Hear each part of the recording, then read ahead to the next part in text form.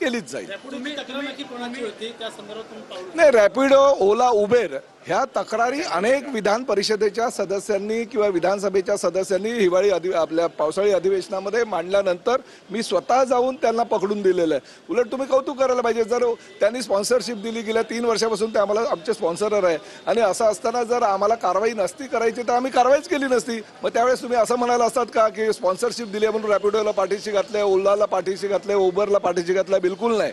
जर चुकीच्या पद्धतीने महाराष्ट्रामध्ये कोणी काम करत असेल तर त्याला पाठीशी बिलकुल घातलं जाणार नाही।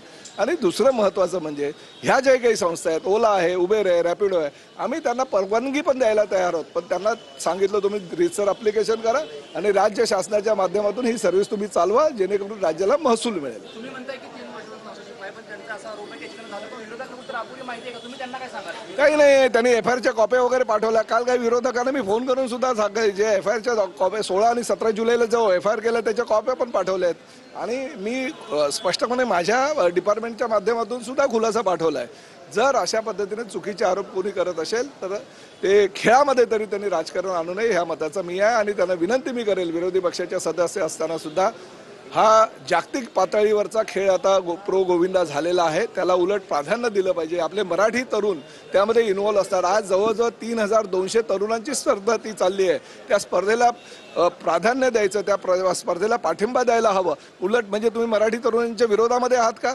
मराठी गोविंदा त्यामध्ये जागतिक पातळीवर जातोय, नॅशनल लेवलला जातोय, म्हणून तुम्ही त्याला विरोध करताय का?